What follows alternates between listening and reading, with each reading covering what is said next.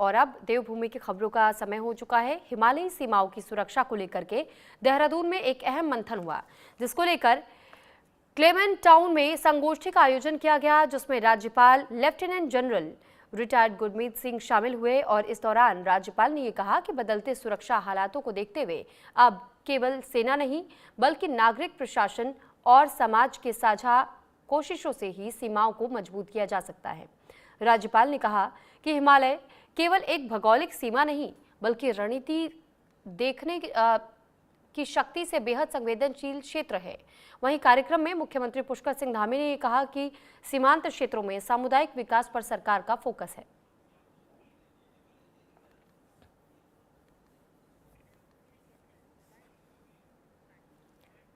तो Doon auto rickshaw union ने अपनी पेंडिंग मांगों को लेकर के प्रशासन पर आरोप लगाया है कि पिछले कई सालों से ऑटो चालकों की समस्याएं पेंडिंग हैं, लेकिन सरकार और प्रशासन ना तो बात कर रहा है और ना ही समाधान निकाल रहा है। यूनियन अध्यक्ष पंकज अरोड़ा ने बताया कि परिवहन प्राधिकरण के सामने पहले ही 6 सूत्रीय मांगे रखी जा चुकी है, जिन पर आज तक कोई कार्रवाई नहीं हुई है, और बताया कि दुर्घटना की स्थिति में ऑटो चालक को बीमा लाभ नहीं मिल पाता, इसलिए परमिट परिधि बढ़ाना जरूरी है। जिसके बाद यूनियन ने चेतावनी दी कि अगर 19 जनवरी 2026 तक मांगों पर कोई कार्रवाई नहीं हुई तो 20 जनवरी को सुबह 11 बजे देहरादून, ऋषिकेश और हरिद्वार के ऑटो चालक कंपनी चौक रेस कोर्स से मुख्यमंत्री आवास तक मार्च करेंगे।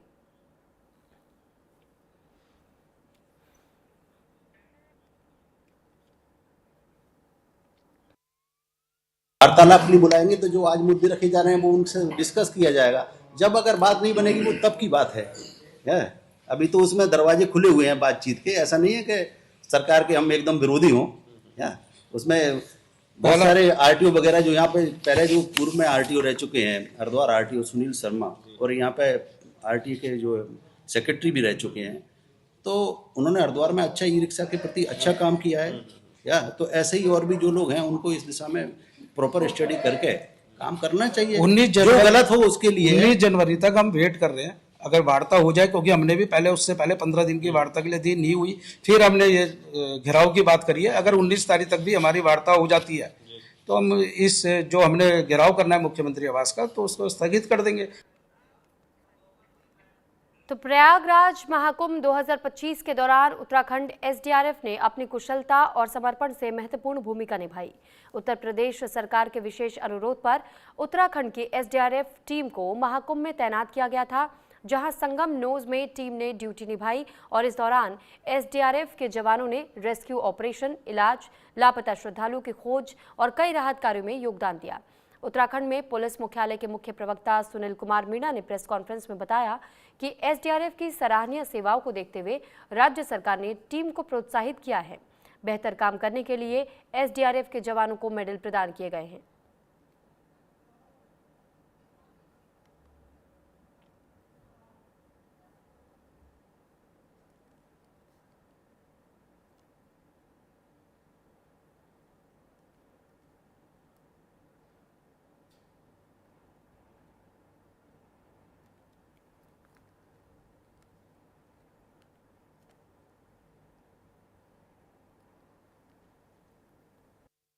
प्रयागराज महाकुंभ 2025 के दौरान हमारी एसडीआरएफ की टीम को वहाँ पे ड्यूटी करने का मौका मिला था।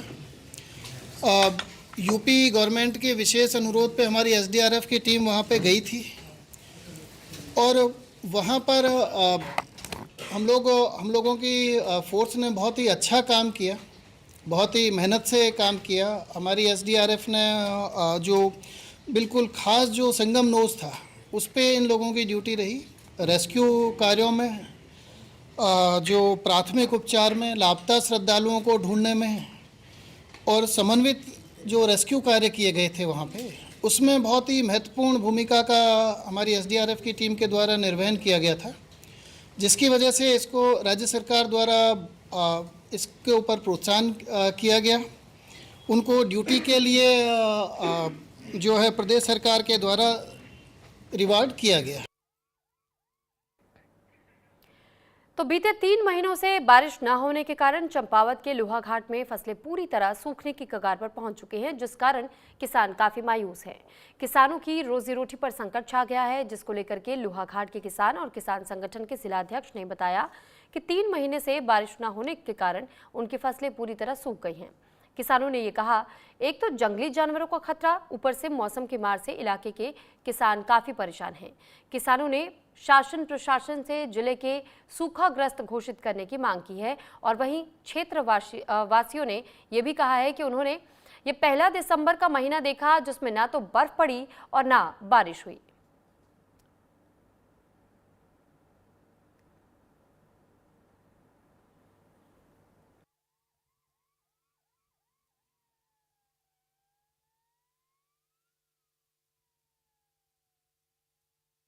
कुछ है ही नहीं, फसल में तो कुछ रहा ही नहीं, बारिश टाइम से होती नहीं है। आप देखो खेत ऐसे हमारे सूख रहे हैं, खाली बेकार। सब कुछ हुआ सर, जोता गायों के लिए जोता बोते थे, गेहूं लगता था, मटर लगते थे।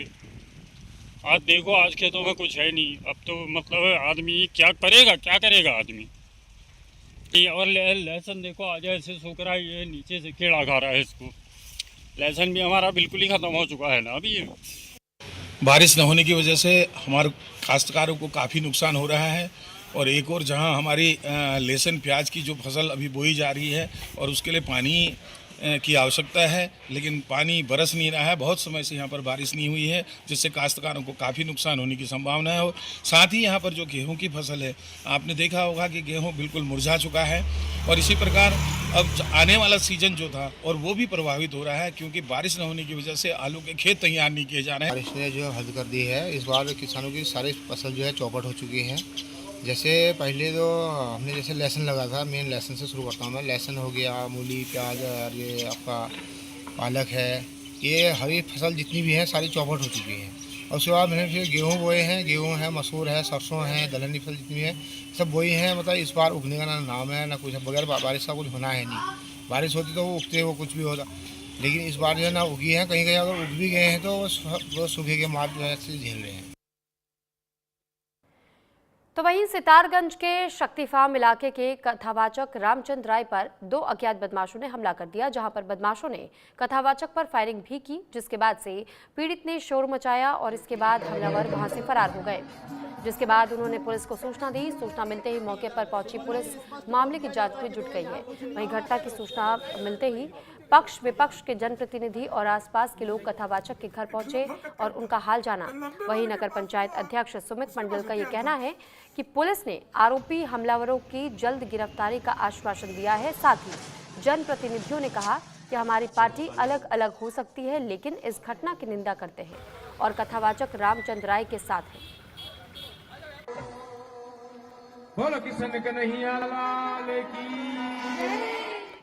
इससे पहले भी 2-3 बार ऐसी घटना हुई थी, जिसकी सूचना मैंने दोनों ही संबंधित चौकियों को मैंने दे दी थी। उस समय अगर मैं थोड़ा ठोस तरीके से उठता तो शायद मुझे संदेह नहीं था, लेकिन इस बार कुछ अति हो गई है, जिसके लिए आज मैं यहाँ पर थाने में भी आया हूँ और अपने यहाँ पर रिपोर्ट दर्ज करवाने के लिए। हमला किस समय हुआ था और किस चीज़ से? ये संध्या का समय था, लगभग 6 से 7 के बीच में रही होगी। और अज्ञात लोग थे, उनके पास कुछ तमंचे भी थे, जो कि फायर हुआ नहीं। ईश्वर की कृपा थी कि फायर हुई नहीं, मैं बाल बचा। रामचंद्र राय जी वो अकेले थे, लेकिन बाद में जब हमें सूचना मिली तो हम वहाँ पहुँचे। मौका भारत में हमने सब कुछ देखा तो लगा कुछ ना कुछ तो हुआ है। आज हम लोग यहाँ पर सभी जनप्रतिनिधि लोग, ये मैं नहीं कहता किसी समाज का मामला है या फिर किसी संगठन का मामला है या किसी व्यक्तिगत मामला है। आज अगर रामचंद्र राय जी पर हमला हो सकता है तो हम लोग जो जनप्रतिनिधि लोग हैं हम पर भी हमला हो सकता है। तो सभी को जिस प्रकार से हम लोग सुबह से लगे पड़े हैं और कल रात भी हम लोगों ने पूरा लगे थे अपने हिसाब से, और आश्वासन क्या कहते हैं कोतवाल साहब से ये पर कानून की व्यवस्था से बहुत बढ़िया मिला है। मुझे लगता है कि दोषियों के खिलाफ कठोर कार्रवाई होगा और बहुत जल्द हम तह तक पहुंचेंगे, क्योंकि ये प्रकरण खाली रामचंद्र राय जी का नहीं है, बहुत गंभीर विषय है और उसमें खुली जांच होनी चाहिए। दूध का दूध, पानी का पानी सबके सामने होना। निंदनीय घटना था। जो ऐसा घटना, हमारे एक कथावाचक हैं जो सम्मानित है, उनके ऊपर ऐसा घटना नहीं घटित होना चाहिए था। हमने अभी हमारे कोतवाल साहब से हमने निवेदन किया सब लोगों ने कि भाई इनकी शीघ्र इनकी खुलासा होनी चाहिए जो भी इसमें शरारत तत्वों के जो भी है जांच में जो भी व्यक्ति का नाम आए, चाहे किसी प्रकार का भी हो, कोई पावरफुल हो या दबंगई हो, जो भी है, चाहे वो खनन वाला हो, चाहे वो कोई भी हो, उस पर कार्रवाई होनी चाहिए। ये हम सब लोगों ने अभी हमारे कोतवाल साहब से हम सब लोगों ने ये निवेदन किया है। बहुत ही निंदनीय घटना है और हम लोग मौके पे पहुंचे कल रात, और निश्चित तौर पे किसी राजनीतिक बात नहीं है और व्यक्ति विशेष बात है। और गुरुजी जो है हमेशा अपने समाज के लिए, अपने क्षेत्र के लिए वो बात करते रहते हैं, और ऐसे घटना हुई तो वो निंदनीय घटना है। हम लोग रात पहुंचे उनके बाद और हमने उनका आश्वासन दिया कि गुरुजी इस मौके पे ऐसे टाइम पे हम पूरे क्षेत्र के लोग आपके साथ है, इसमें घबराने की बात नहीं है। और कल रात से लेकर अभी तक चेयरमैन साहब है, तमाम जो बुद्धिजीवी लोग हैं, हम उनके साथ हैं। अभी आए थे और कोतवाल साहब से हमने आग्रह किया कि जल्द से जल्द खुलासा किया जाए और जो भी इसमें दोषी हो उसको कड़ी से कड़ी सजा दिया जाए, और उन्हें आश्वस्त किया है।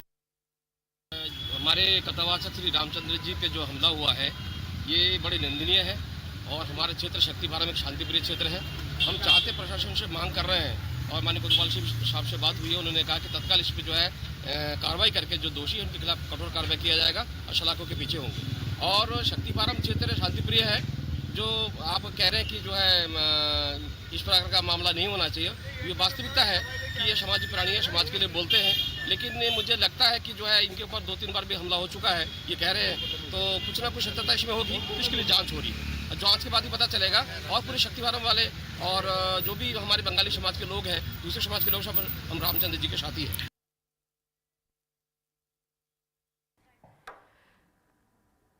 हरिद्वार से लक्सर तहसील के ग्राम निरंजनपुर में जन जन की सरकार कार्यक्रम के तहत जन सुनवाई का आयोजन किया गया, जहां पर कार्यक्रम में राज्य मंत्री शोभाराम प्रजापति, राज्यसभा सांसद, एडीएम और कई विभागों के अधिकारी मौजूद रहे। और इस दौरान जनप्रतिनिधियों ने ग्रामीणों की समस्याएं ध्यान से सुनी और कई शिकायतों का मौके पर ही समाधान किया। साथ ही संबंधित विभागों के अधिकारियों को समस्याओं के जल्द समाधान के निर्देश दिए गए। इस दौरान राज्यसभा सांसद ने ये कहा कि सरकार चाहती है कि लोगों की समस्याएं उनके गांव में ही सुनी जाए और समय पर उनका समाधान हो।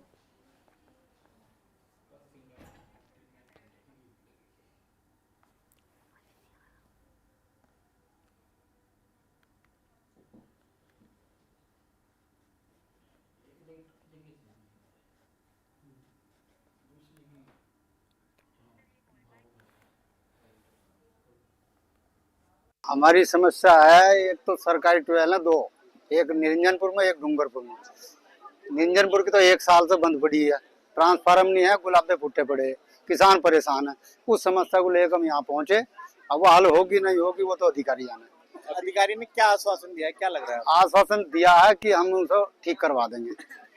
अब वो कब होगी कब नहीं है तो अधिकारी के ऊपर निर्भर है, साल भर से तो हुई नहीं है जी। हाँ, कैंप का तो लाभ खैर हो जब होगा, जब काम धरातल पर काम हो जाए, धरातल पर काम होंगे तो लाभ होगा, नहीं तो कोई लाभ नहीं। ये हमारी बीजेपी सरकार है, जो ये जनता दरबार लगा हुआ है, सबकी सरकार जो है घर घर, मतलब जो ग्राम न्याय पंचायत पर है उस पर अपना कैंप लगा रहे हैं। जिसकी जो समस्या है वो उनकी समस्या का अधिकारी निराकरण कर रहे हैं, और सभी की समस्याएं सुनकर उनका साथ साथ निस्तारण भी किया जा रहा है। इनकी सरकार बहुत अच्छी पहल है, जिसकी कोई समस्या अपनी समस्या का बता सकता है, उसका निराकरण भी किया जा रहा है।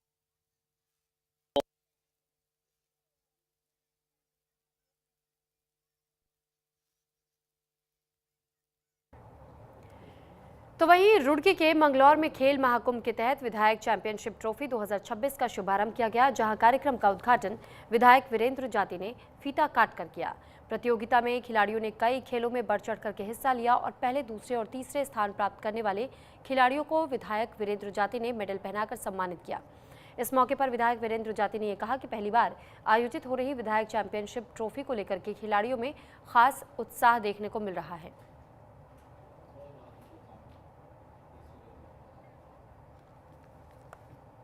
देखिए, आप लोगों ने एक कहावत सुनी होगी कि पहले हम लोग कहते थे पढ़ोगे लिखोगे तो बनोगे नवाब, और खेलोगे कूदोगे तो होगे खराब।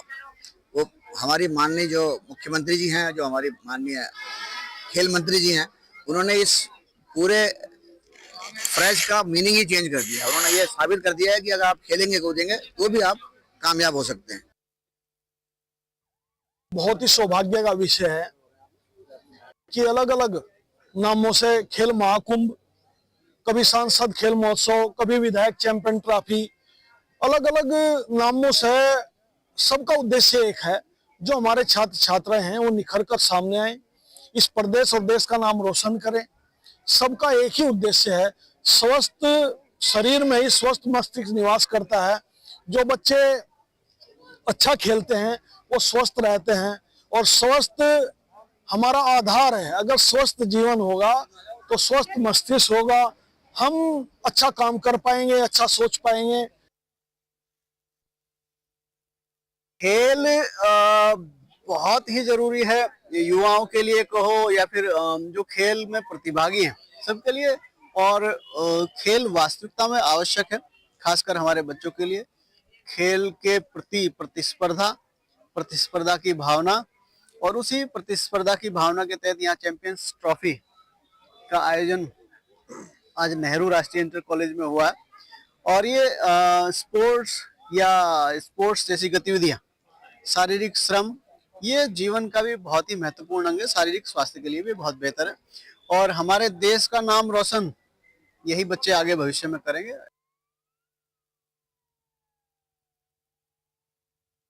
तो रामनगर में गुरुद्वारा प्रबंधक कमेटी की देखरेख में गुरु गोविंद सिंह के 359वें प्रकाश पर्व पर एक विशाल नगर कीर्तन शोभा यात्रा निकाली गई। इस शोभा यात्रा में अखाड़े के कलाकारों ने हैरत अंगेज करतब दिखाए, और वहीं नन्हे कलाकारों के सांस्कृतिक कार्यक्रम भी आकर्षण का केंद्र रहे। नगर कीर्तन शोभा यात्रा की शुरुआत पिरुमदारा गुरुद्वारे से हुई। शोभा यात्रा में सिख समाज की महिलाएं शामिल हुए। वहीं नगर कीर्तन का कई स्थानों पर स्वागत किया गया।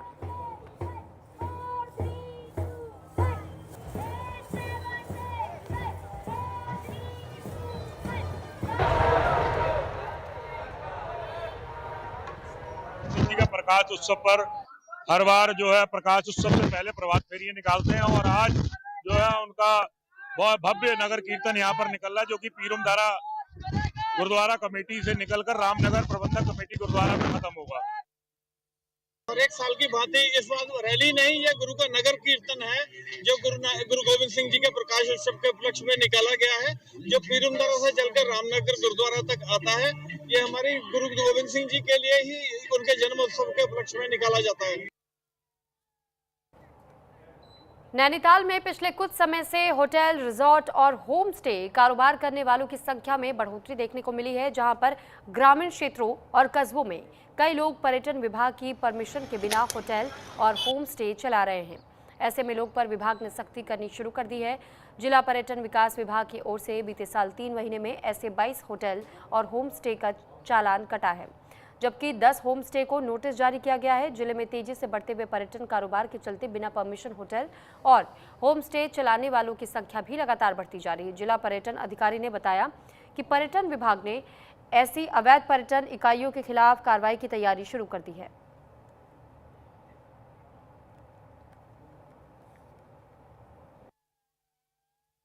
बहुत सारे हमारे नोटिस में जैसे ये होम स्टे आ रहे हैं कि कोई बिना पंजीकरण के चल रहा है या नियमों के विरुद्ध चल रहा है, तो उस पर फिर चालानी कार्रवाई की जाएगी। अभी भी हमने मुक्तेश्वर क्षेत्र में कल ही एक प्रॉपर्टी को सील किया है, और इस जो दिसंबर के माह में भी है, तो अब करीब 10 प्रॉपर्टीज को चालान दिया गया है। तो ये कार्रवाई लगातार जारी है, और अभी भी जो बिना पंजीकरण के चल रहे हैं उन पर कार्रवाई की जाएगी। तो मुनस्यारी के उच्च हिमालयी इलाके में पहली बर्फबारी हुई और निचले इलाके में शीतलहर का कहर जारी है। बता दें कि उच्च हिमालय में खलिया टॉप घूमने गए पर्यटकों के लिए अब बर्फबारी का लुत्फ उठाते हुए भी देखे गए हैं। पर्यटकों के लिए सुनहरा मौका रहा। वहीं उच्च हिमालयी क्षेत्र पंचाचुली, राजरंभा और हीरामणि मिलम ग्लेशियर रालम की चोटियां बर्फ से सफेद चादर में ढकी हुई नजर आई।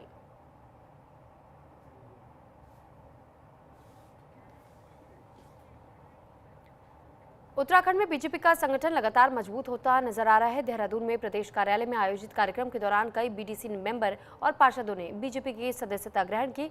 इस दौरान बीजेपी प्रदेश अध्यक्ष महेंद्र भट्ट ने कहा कि प्रदेश भर में सदस्यता अभियान की औपचारिक शुरुआत हो चुकी है, जिससे कि जिला में तेजी से अब चलाया भी जाने लगा है। और उन्होंने ये भी बताया कि ऋषिकेश, रुड़की, पौड़ी और देहरादून से दर्जनों जनप्रतिनिधि बीजेपी से जुड़े हैं, जिससे कि संगठन को और मजबूती मिलेगी।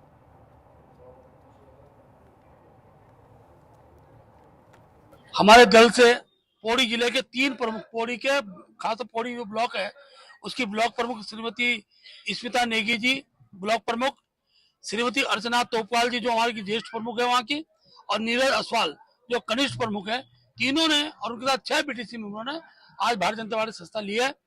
हमारे महानगर के जो देहरादून महानगर है उनके 2 सभासद, एक पूनम पुंडीर जी और देवकी नोटियाल जी, इन्होंने संस्था ली है।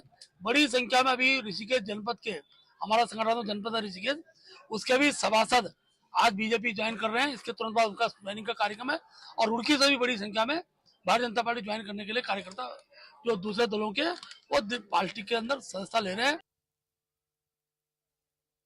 तो उत्तरकाशी में मनरेगा को अब विकसित भारत जी राम जी योजना से बदला जा रहा है, जो कि ग्रामीणों को 100 के बजाय 125 दिन के रोजगार की गारंटी, काम न मिलने पर भत्ता और देरी से मजदूरी पर अतिरिक्त भुगतान जैसे लाभ देती है, जिससे ग्रामीण विकास और आय सुरक्षा को बढ़ावा मिलता है। और ये मनरेगा से आगे बढ़ करके एक नया सशक्त कदम है, जिसको लेकर डीएम ने बताया कि योजना पर गाँव-गाँव में इसका प्रचार प्रसार किया जाएगा।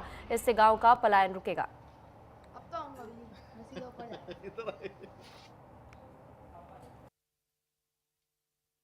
मनरेगा की स्कीम के बारे में और जिस तरह से मनरेगा का हमारा जनपद के द्वारा कार्य किया जाता है, उसमें अब जी राम जी के तहत हम लोग इसका प्रचार प्रसार कर रहे हैं। जो चेंजेस इसमें आए हैं, परिवर्तन हुए हैं, आम व्यक्ति की सुलभता हेतु उसमें भी हम लोग अपने एक तो जन जन की सरकार कार्यक्रम में अपने लाभार्थियों को इसके बारे में बता रहे हैं। साथ ही प्रधानगणों को ब्लॉक के माध्यम से अब हम लोगों ने स्टार्ट किया है कार्यक्रम कि इसकी स्कीम का जो चेंजेस हैं, जो इम्प्रूवमेंट हुए हैं, इसमें अब इसका ऑब्जेक्टिव और बड़ा कर दिया गया, उद्देश्य बढ़ा दिए गए हैं। तो उसकी जानकारी सुलभता से सारे ग्राम प्रधानों को हर एक गाँव में हर एक व्यक्ति के पास पहुंच जाए और वो इस योजना का लाभ लें।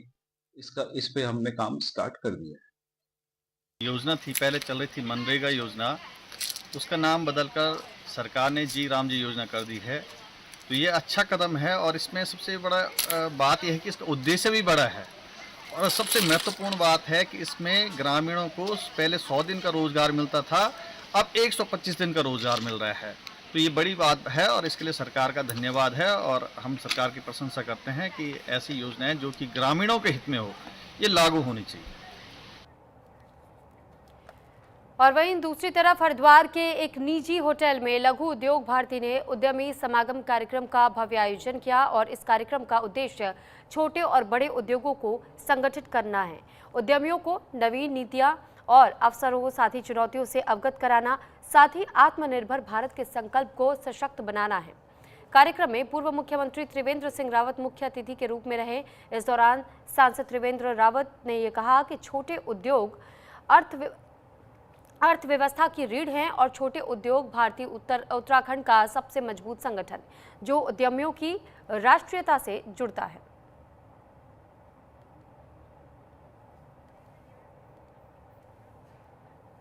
और इसी के साथ फिलहाल इस बुलेटिन में इतना ही। नमस्कार।